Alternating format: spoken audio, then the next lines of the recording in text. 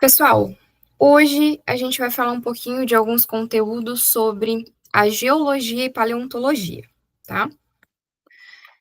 Primeiro, o que é geologia? Né? O que a geologia estuda?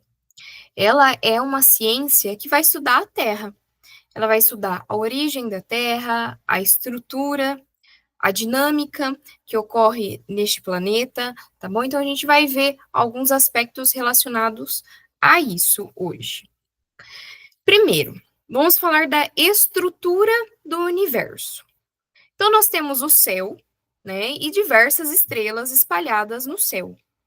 No espaço que existe ali entre essas estrelas, nós vamos ter poeira e gás, tá? Poeira e gás. Quando tudo isso se ajunta, estrelas, poeira e gás, nós vamos ter a estrutura que nós chamamos de galáxia, tá? De galáxia. Então, o que é uma galáxia? É o conjunto, o agrupamento de estrelas, de poeira e gás. Pensa assim, ó, o universo vai ser como uma cidade. As galáxias vão ser os bairros dessa cidade. E cada casa vai corresponder às estrelas, tá? Então, nós temos as estrelas num nível menor, depois nós vamos ter as galáxias e depois o universo formado pelas galáxias, ok? Nós vamos ter três tipos de galáxia e elas são classificadas de acordo com a forma que elas apresentam, tá? Então nós vamos ter a primeira forma, que é espiral. A espiral, ela vai ter a forma semelhante a um disco com braços, tá? Então aqui, ó, seria algo mais arredondado e aqui essa parte seriam braços curvados, como se fosse um redemoinho, tá? Então esse aqui é uma galáxia do tipo espiral. Aqui no centro, essa parte mais brilhante, com essa luz mais forte, ela vai ser formada pelas estrelas mais velhas, tá? Que originaram há um tempo maior. Nos braços, nós vamos ter as estrelas mais jovens, ou a formação de estrelas novas, ok?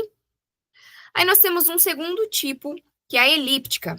Na elíptica, nós vamos ter também uma galáxia aqui arredondada, só que aqui nós não temos os braços, como na primeira, né? Ó, não tem esses braços curvados formando esse redemoinho, tá? Somente esse centro aqui. E aqui nesse centro, então, nós vamos ter muitas estrelas novas, estrelas jovens, tá? E nós temos um terceiro tipo, que é a galáxia com formato irregular. Como pode observar, elas têm não tem uma forma definida, não é padrão, não é padronizado, tá? É como se fosse meio bagunçado mesmo. E aqui vai ser sempre cheio de estrelas e poeira, tá? Então aqui tem uma forma, aqui tem outra, não é sempre o mesmo padrão, não tem uma forma definida. Pessoal, o conjunto de centenas de várias galáxias, nós vamos chamar de aglomerado, tá? Aglomerado, várias galáxias. E quando nós temos vários aglomerados, quando essas galáxias estão muito próximas umas das outras, nós vamos chamar de superaglomerado, tá? Superaglomerado. Então, nós vamos ter aí estrelas, poeira, gás, formando uma galáxia. A galáxia tem várias formas, vários formatos, que a gente acabou de ver ali, três, certo? E várias galáxias junto formam um aglomerado. E vários aglomerados vão formar um superaglomerado. Aqui, no nosso caso, né, na Terra, essa aqui é a nossa galáxia, tá? A Via Láctea, esse é o nome. E ela vai estar num aglomerado que é chamado de grupo local. E o superaglomerado é a Laniáquia, tá? Então, essa aqui é a nossa posição, a nossa localização em relação à Terra no espaço. E a nossa galáxia, como pode ser observado, tem uma estrutura o quê? Em espiral, tá? Então, um disco mais arredondado com esses braços curvados. Beleza. Mas como surgiu tudo isso, né? Como que surgiu toda essa estrutura do universo? Então, a teoria mais aceita atualmente é a teoria do Big Bang, né? Vocês já devem ter ouvido falar. Então, com a teoria do Big Bang, esse universo teria surgido, então, há 13,8 bilhões de anos atrás. No início, acredita-se, por meio dessa teoria, que o início do universo era apenas um ponto, tá? Um pontinho central, muito pequeno ali, uma região condensada, onde existia ali toda a matéria e energia, tá? Um ponto quente, era uma temperatura muito elevada e muito concentrado, muito denso. E a partir então deste ponto central aqui, em um determinado momento, esse ponto começou a se expandir, começou a se esticar, tá? Então ele começou a expandir, a esticar. Um ponto central pequeno começou a esticar. Durante esse processo, né, de expansão, foi criado então o espaço e o tempo. À medida que ele ia se esticando, foi criado o tempo e o espaço que nós conhecemos hoje. E conforme ele ia expandindo, ia se resfriando. Aqui esse ponto era o quê? Muito quente, como eu falei, né? Tinha uma alta temperatura. Então essa temperatura foi se esfriando, permitindo que fosse formados partículas, tá? Foram formados então os prótons e os nêutrons, ok? Prótons e nêutrons, que se juntavam ali nos núcleos anatômicos, formando o que nós conhecemos hoje como átomos. Então surgiram os primeiros átomos. Esses primeiros átomos foram hidrogênio e hélio, ou seja, só gás. Só existia gases na atmosfera, tá? Só existia gás ali no espaço. Estes átomos, então, eles começaram a se combinar, tá? Começaram a se juntar por meio do quê? De uma força, uma atração, que é a ligação química. Então, a ligação química entre estes átomos forma o quê? As moléculas, que é a base, né, de qualquer matéria que nós conhecemos hoje. Nós somos feitos de moléculas, tudo é feito de molécula, tá? Desde os gases até o ser humano, até rochas, tudo é feito de moléculas. E aqui, então, surgiu a gravidade. A gravidade foi começando a concentrar toda essa matéria, concentrando, então, todas essas moléculas, como se fosse juntar elas novamente, tá? Em um ponto, formando como se fosse um centro, um ponto central. Então, a partir desse ponto central, surgiram uma estrutura de gás muito densa, como se fosse uma nuvem de gás muito densa, que nós chamamos de nebulosa. E a partir daí que surgem as primeiras estrelas, tá? Então, a gravidade vai juntando todas essas moléculas, juntaram, né, ao longo do tempo todas essas moléculas, formando uma região densa, uma nuvem muito densa, que dá origem às estrelas. Então, como que funciona a origem das estrelas? A gravidade, então, atrai essa matéria para uma região mais densa, formando então um ponto muito denso, muito concentrado e quente, tá? Muito quente. E a temperatura vai aumentando, isso vai permitindo que haja a fusão. Outros átomos se fundem ali nesse centro quente. Então, a partir daí, é liberada uma energia, que é o que a gente vê como brilho, tá? Que é o brilho da estrela. Então, o brilho da estrela nada mais é que a junção de vários átomos nesse ponto muito quente. Libera essa energia que é visualizada por meio desse brilho da estrela, ok? Então, aqui nós temos a formação das galáxias, né? Várias estrelas juntas, com poeira e gás, formando o quê? A galáxia, ok? Beleza. Então, nós temos lá estrelas, poeira, gás, né, no espaço. E o que mais? Nós temos vários fragmentos rochosos. Então, nós vamos ter aqui os asteroides. O que é um asteroide? Qual a diferença de um asteroide para um meteoro, um meteorito, tá?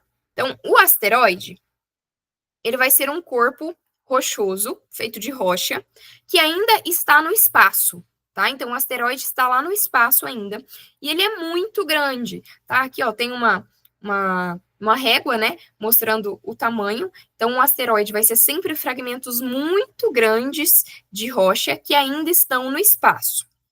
Aí, esse asteroide, ocorreu alguma colisão entre um fragmento e outro, entre um corpo rochoso e outro, e ele acabou se fragmentando, tá? Houve uma fragmentação. Quando nós temos um fragmento rochoso menor, nós vamos ter o meteoroide, tá? Meteoroide. Temos asteroide, maior no espaço. Ainda no espaço, só que um fragmento menor, teremos um meteoroide, ok? Agora, esse meteoroide sai do espaço e consegue entrar na atmosfera, consegue chegar em direção ali ao planeta. Aqui, ele deixa de ser um meteoroide e passa a ser um meteoro, tá? Meteoro, então, é quando já chegou na atmosfera do nosso planeta Terra. Por quê? Aqui, ele chega numa velocidade muito grande e tem um atrito com o ar. Esse atrito com o ar faz liberar também energia, que é aquele rastro de luz que a gente vê. É o que nós conhecemos como estrela cadente. Tá? Então, a estrela cadente vai ser um meteoro. Todas as vezes que você vê uma estrela cadente, é um meteoro que nós estamos vendo. É um fragmento rochoso que estava no espaço, mas ele conseguiu atingir a atmosfera, ok? E, por fim, nós vamos ter o meteorito. O meteorito, ele vai ser esse fragmento que chegou na atmosfera e ele consegue atingir o solo. Ele atingiu o solo, agora ele passa a ter outro nome, meteorito, ok? Passou, conseguiu atravessar toda a atmosfera e caiu ali no solo, caiu na superfície do nosso planeta. Então, nós temos agora um meteorito, ok? Então, aqui nós temos essa diferenciação de todos os corpos rochosos, de tudo aquilo que compõe no nosso universo. Vamos lá. E no interior da Terra, o que nós vamos ter aqui? No interior da Terra, vai ter muito calor, tá? Vai ter muita energia térmica. Nós temos energia do lado de fora, ali no espaço, como nós comentamos, mas no interior da Terra também, muita energia, tá? Isso é o que mantém a temperatura elevada, tanto ali dentro do núcleo, no manto, tá? Que nós vamos ver agora essas estruturas. E de onde vem esse calor? A primeira fonte de calor vai ser da energia liberada pelo impacto dos fragmentos, um com o outro. Lembra que eu falei lá a fusão, que faz com que a estrela brilhe? Aquela fusão, quando um fragmento se funde ao outro, se agrega ao outro, há liberação de energia, tá? Que é transformada em calor. Então, essa é a primeira fonte de calor. Outra fonte de calor é do decaimento radioativo. O que é isso? Nós temos ali, né, nos elementos no interior do manto, do núcleo, qualquer elemento, né, sei lá, um hidrogênio, um carbono. Esses elementos, né, os átomos que compõem esses elementos, alguns são instáveis. O que é isso? Significa que o elétron, lembra lá da estrutura do átomo, nós teremos elétrons ao redor dele. Esses elétrons estão instáveis, tá? E conforme esse átomo tente passar para um estado estável, que esse elétron não fique mais transitando entre os níveis, ele se torne estável, ele libera energia, que é transformada em calor. Tá? Então, nós temos essas duas fontes de calor. Beleza, mas para que esse calor? Por que a gente precisa saber disso? Porque é esse calor que vai fazer a movimentação de toda a matéria que nós temos no interior da Terra, tá? É por meio desse calor. Então, ali no manto, nós teremos a composição que nós chamamos de magma. Já devem ter ouvido falar. Dentro do manto, nós temos, então, o magma. E todo material ali, ele precisa circular. Então, nós vamos ter esse movimento lento desse material rochoso ali no interior do manto, que é chamado de convecção. Tá? Então, esse é um movimento, é um processo chamado de convecção. O que é isso? O que é a convecção?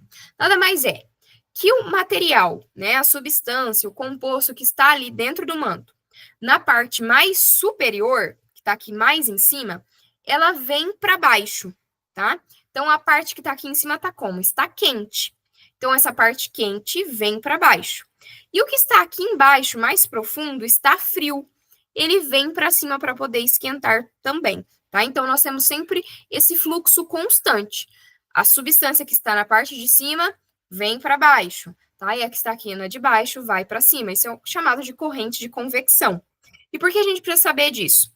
Porque é justamente esse movimento aqui que permite a movimentação das placas tectônicas, tá? Então, nós teremos aqui, ó, em cima, logo acima do manto, a crosta terrestre, que é formada por placas tectônicas.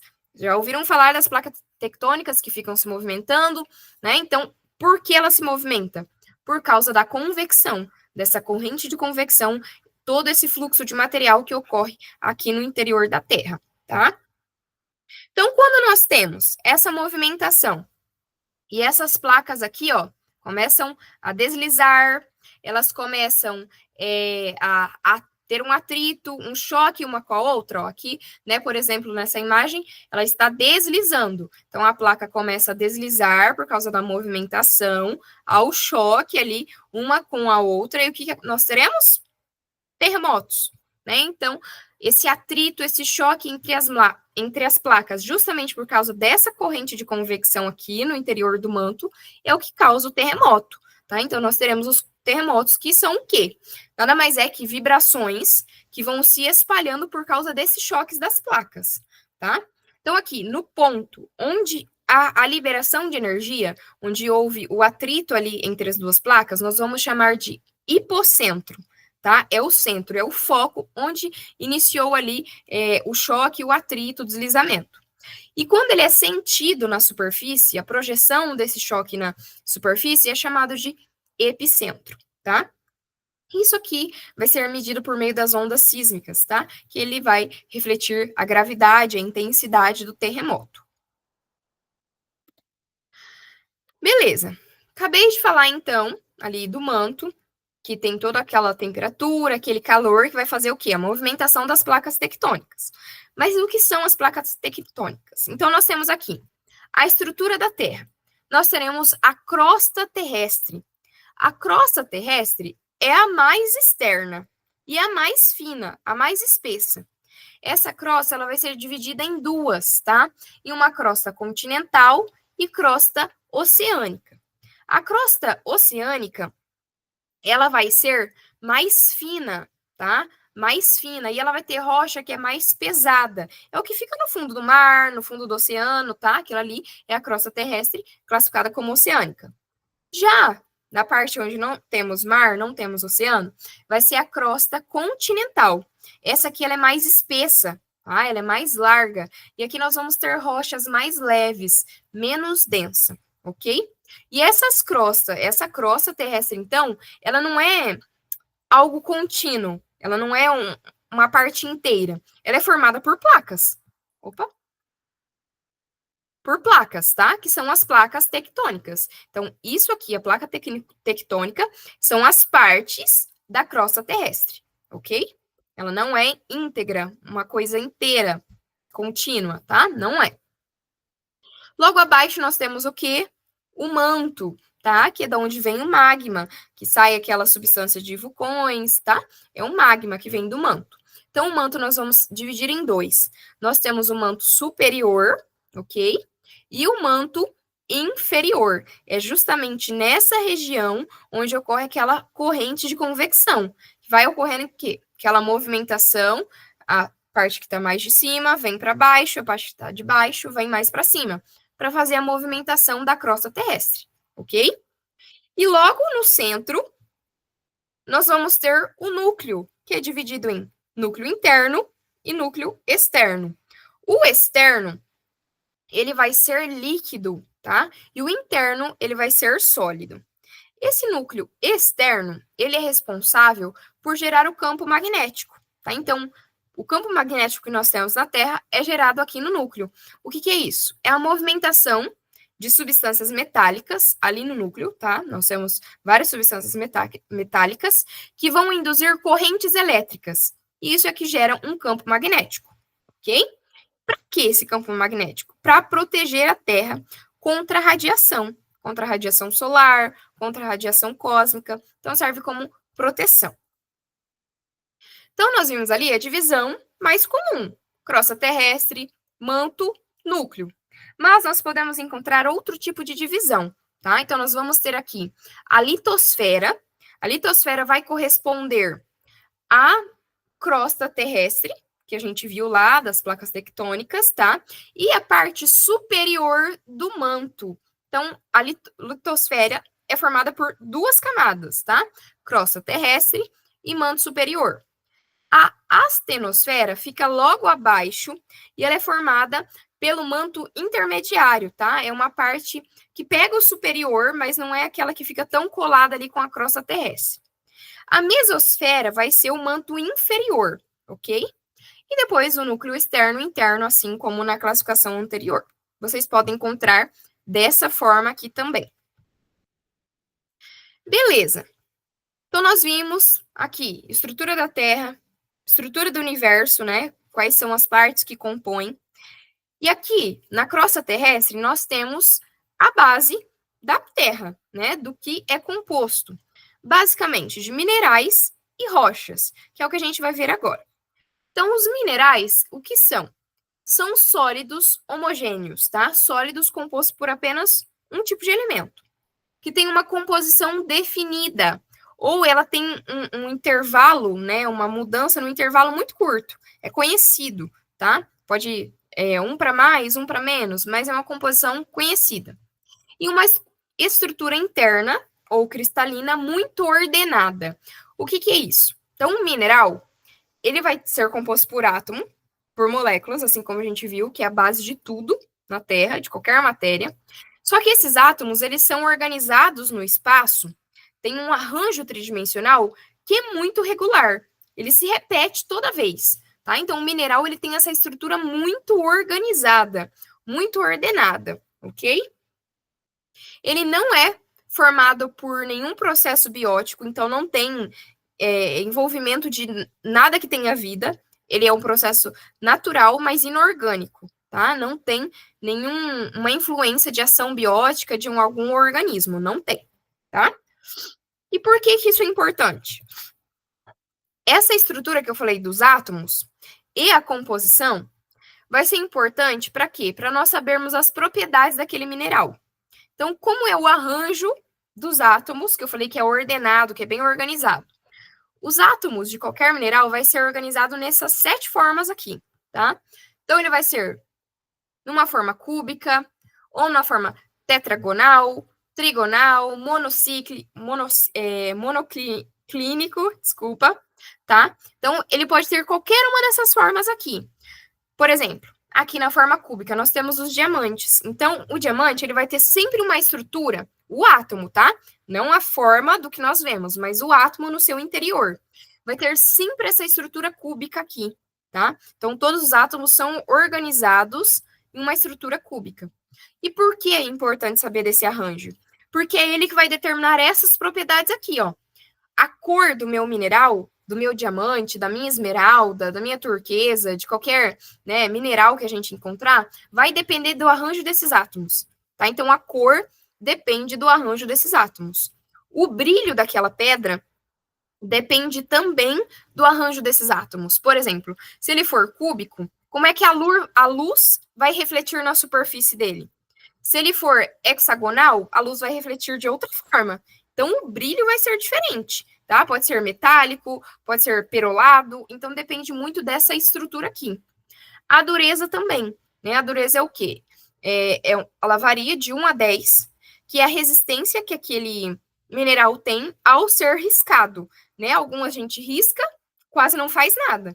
Outros a gente risca e ele perfura. Então, nós temos também a dureza influenciando, ok? E nós vamos ter a clivagem. A clivagem, a capacidade, a capacidade, tá ruim a conexão?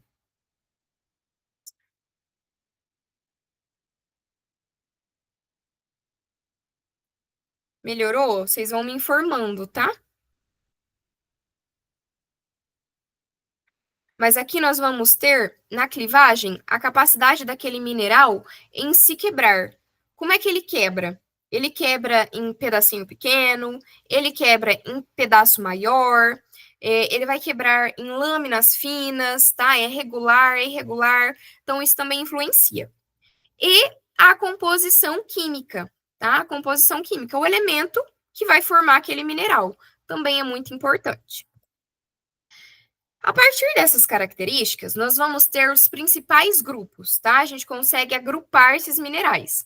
Isso aqui não é tão importante assim vocês lembrarem, tá? Mas o arranjo é importante, vocês saberem que o arranjo, ele vai definir as propriedades do mineral, a cor, o brilho, tá? A dureza. Nós vamos ter os silicatos. Os silicatos, eles são formados por quê? Por sílica e oxigênio. tá? Aqui nós vamos ter, por exemplo, quartzo. É um exemplo, mas tem diversos outros. Os carbonatos, que vai ter sempre um íon carbonado. Aqui nós temos, por exemplo, a dolomita. Vocês já devem ter ouvido falar, dolomita.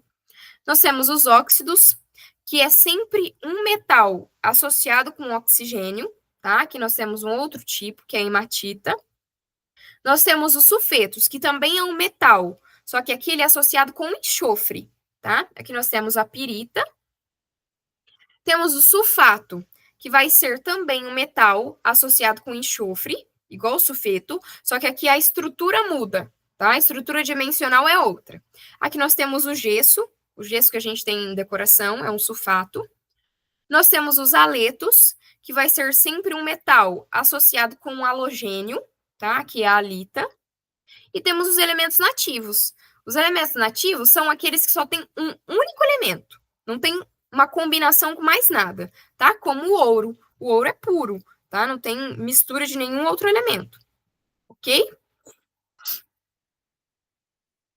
Então, nós vimos aqui os minerais, tá? Minerais, então, vou voltar aqui. É um sólido homogêneo que tem uma composição conhecida, tá? E uma estrutura muito organizada, que vai determinar cor, brilho, clivagem, dureza, entre outros. E nós temos também a Terra sendo formada por rochas, tá? O que é a rocha? É a junção de um ou mais mineral. Então, aquele mineral que a gente acabou de ver vai formar as rochas, ok? Nós vamos ter 3 tipos de rochas: as ígneas, sedimentares e metamórficas, ok? Vamos ver cada uma delas. As rochas ígneas, elas são aquelas que são formadas quando o magma, tá? Que é aquela substância que está lá no vulcão, que está lá no interior do manto, ele chega na superfície, ele se resfria e solidifica, tá? Vira sólido. O magma é mais líquido, tá? E ele vira sólido com o resfriamento. Por quê? Ele é muito quente. Chega na superfície onde a temperatura é menor, ele congela, né? Ele solidifica ali no solo, tá? Quando esse magma se solidifica ainda logo na crosta terrestre, mas na parte mais interna, nós vamos ter uma rocha ígnea intrusiva, tá? No interior da crosta. Por quê? Não teve um contato totalmente com a superfície, com o ar. Então, não atinge uma temperatura tão baixa, tá? A temperatura não é tão baixa. Então, aqui, o cristal, o magma, não tem tempo de crescer, tá? Porque o resfriamento é muito rápido. Muito rápido, tá? Então, aqui nós teremos rochas com grãos muito grossos, tá? O contrário da extrusiva, tá? A extrusiva, ela tem o contato ali com a superfície, com o ar. Então, o resfriamento é muito rápido, muito rápido. Então, ela solidifica muito rápido, então o grão vai ser fino, não dá tempo do grão crescer, ali das partículas da rocha crescer, tá? Então, nós temos esses 2 tipos. O magma, então, extravasa na superfície, solidifica. Se ele solidifica ali para fora, é rápido, nós teremos uma ígnea extrusiva. Quando ainda é no interior, é uma ígnea intrusiva, ok? Aqui nós temos uma extrusiva, que é o que a gente mais vê, e aqui é intrusiva. As rochas sedimentares. Nas rochas sedimentares, ela vai ser formada pelo quê? Não é mais o magma. Aqui agora vai ser o acúmulo e a compactação de qualquer fragmento da rocha anterior, tá? De qualquer rocha, na verdade. Tem fragmento, farelo de rocha, ele vai lá, deposita e compacta, um em cima do outro. Vai formar uma rocha sedimentar, tá? Pode ser rocha, pode ser mineral, pode ser resto de animais, restos orgânicos de plantas, tá? Aqui, por exemplo, né, esses vales, todos esses estratos aqui, ó, essas linhas que vocês veem nessas montanhas, são rochas sedimentares, tá? Por quê? Houve o acúmulo ali nessa camada. Depois veio mais fragmento e compactou aqui. E assim por diante, tá? Então, o peso de uma vai compactando a outra, ok? E aqui nós vamos ter 3 tipos. A clástica, que é formada por fragmento de outras rochas. Então, uma rocha lá começou a fragmentar, cai os pedaços e vai acumulando uma em cima da outra, vai formar uma rocha sedimentar clássica. Nós temos a química, que é formada pela precipitação de substância que é dissolvida em água. Por exemplo, no fundo do mar, do oceano, né, houve ali a degradação de uma rocha e ela começa a se dissolver na água e acumula ali embaixo. Essa vai ser uma rocha sedimentar química, tá? E nós temos a orgânica, que é formada pelo acúmulo de resto de animal ou vegetal. Por exemplo, começa a acumular ali resto de ossos, de troncos, né? E vai compactando. Isso com muito tempo, tá, gente? Milhões de anos. Então, vai começar a acumular e compactar ali, formando, então, uma rocha sedimentar orgânica, ok? E, por fim, nós temos a rocha metamórfica.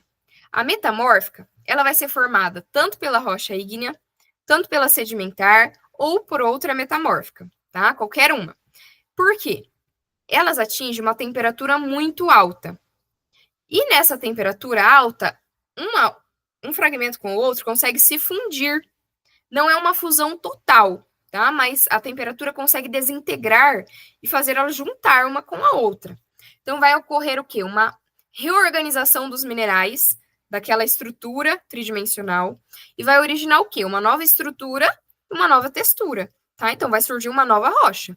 Se você derrete, sei lá, um composto e derrete o outro, depois junta os dois, vai formar um novo, tá? Então é o que nós temos aqui na rocha metamórfica.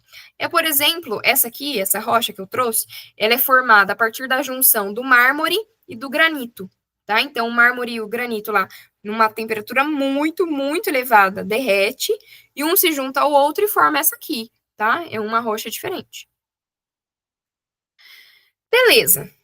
As rochas sedimentares, que a gente falou ali, elas são muito importantes para a paleontologia. Por quê? Lembra que eu falei que ela pode ser formada pelo resto de vegetal ou animal, né? O acúmulo de vegetais ou animais. Então, aqui nós podemos ter fósseis, tá? Nas rochas sedimentares, só na sedimentar, nas outras não. Nas rochas sedimentares nós podemos ter fósseis. Então, a paleontologia vai estudar a vida passada por meio desses fósseis, ok? O que é um fóssil? Um fóssil ele vai ser qualquer resto ou vestígio preservado de uma vida antiga, tá? Um resto ou um vestígio de uma vida antiga, de milhões, milhares de anos, né? Centenas, depende do fóssil que a gente encontrar, ok? Então, isso é um fóssil. E ele pode ser partes duras, tá? Do organismo, pode ser dentes, pode ser ossos, pode ser conchas, mas também pode ser parte mole, tecido, tá? Músculo, pode ser fezes, também pode ser fossilizada, pegadas, pode ser fossilizadas, tá? Pode ser também partículas muito pequenas, como esporos de uma planta, como um micro-organismo, também pode originar um fóssil, ok? Então, pode ser qualquer resto ou vestígio. E como que ocorre, então, uma fossilização? Como que surge um fóssil? O fóssil, ele não é a regra, ele não acontece assim facilmente, não acontece com uma certa abundância. Ele é a exceção. É raro acontecer a formação de um fóssil, tá? Então, ela ocorre por meio de alguns passos aqui. Primeiro, não pode ter micro-organismo para decompor aquele corpo. Quando morre, vai ocorrer o quê? A decomposição. Aquele corpo vai ser decomposto por bactérias, né, por micro-organismo. Não pode ter atividade de nenhum micro-organismo, tá? O pH tem que estar estável. Outra coisa, não pode ter oxigênio, porque quando tem oxigênio vai degradando, decompondo aquela matéria. Então, o oxigênio tem que ser muito baixo, ok? E tem que ocorrer o sepultamento, né, o enterrar de uma maneira muito rápida. Tem que ter um soterramento muito rápido para formar um fóssil, ok? Então, o primeiro tipo é a permineralização. Na permineralização, vai ocorrer o quê? Os minerais que a gente viu, tá? Que vai estar dissolvido em água, ele vai entrar nos poros ou na cavidade do meu organismo. Por exemplo, numa conchinha lá que tem no mar. Então, os minerais entram lá. E ele vai substituindo aos poucos toda a matéria orgânica por mineral. E ele consegue preservar todos os detalhes, por exemplo, aqui da concha, tá? Então, aqui nós temos o resto de um organismo, ele vai substituindo aos poucos toda a matéria orgânica por mineral, formando um fóssil. Nós temos o outro tipo, que é a carbonificação. Aqui, lembra que o corpo é composto por várias moléculas, principalmente carbono. Só que na carbonificação, todos os outros elementos evaporam, tá? Eles são perdidos, só fica o carbono. Então, forma uma película pequena, fina de carbono, tá? Formando, então, conseguindo manter todas as estruturas e os detalhes ali. Isso ocorre principalmente com vegetal, com folha, tá? Ocorre a carbonificação. Nós temos ainda o âmbar ou resina. No âmbar ou resina, nós vamos ter a secreção do âmbar, que sai das árvores, tá? É uma secreção meia pegajosa, viscosa, e onde ela cai, ela endurece, tá? E se ela cair em cima de algum organismo, vai endurecer aquele organismo, ele vai ser preservado ali no interior. Isso ocorre principalmente com insetos, tá? Então é possível fazer aqui um fóssil, manter ele totalmente preservado dentro de um âmbar ou de uma resina, ok? E nós temos o congelamento e preservação em gelo. Então, como o nome sugere, ocorre somente em geleiras, tá? E esse aqui consegue preservar, gente, músculo, tecido, tá? Esse aqui é uma preservação muito alta, como pode se ver aqui nesse mamute, tá? Isso aqui é um mamute que se perdeu ali na geleira, houve talvez um deslizamento, muito provavelmente, que soterrou ali esse filhote, né, de gelo e preservou totalmente o corpo dele, ok? Então é possível preservar também lá na região de geleiras os organismos. Todos esses, pessoal, que eu falei, ele vai preservar parte do organismo, tá? Vai preservar aqui, ó, parte dele. É ele mesmo, tem uma parte dele. Mas nós temos um outro tipo, que é o molde contra molde. Que esse aqui não vai ter o resto, a parte do organismo. Isso aqui vai ter só um vestígio. Vai saber que ele passou por ali, mas ele não está ali, não foi preservado, tá? Mas é um tipo de fóssil também. Por exemplo, uma folhinha cai aqui. A gente vai ter a marca dela, mas não ela ali, tá? Mas isso aqui também é um tipo de fóssil, que é um molde contra molde. Então, o molde contra molde, por quê?